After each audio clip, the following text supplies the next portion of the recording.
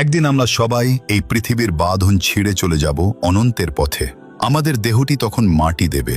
মৃতদেহ কবরে রাখার পর কোনো প্রশ্ন আসে, এই প্রশ্ন সবার মনে থাকে। এই প্রশ্নের মুখোমুখি হওয়ার সেই প্রথম মুহূর্তটি খুবই ভয়াবহ হতে পারে।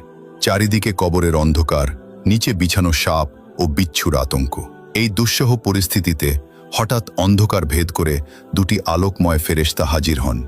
মৃত ব্যক্তিটি যেন তার এই ভীতিকর পরিবেশ থেকে মুক্তি পেতে আকুতি জানান। ফেরেশতারা তার প্রশ্নের উত্তর জানতে চান। তোমার রব কে? তোমার ধর্ম কি? তোমার নবী কে?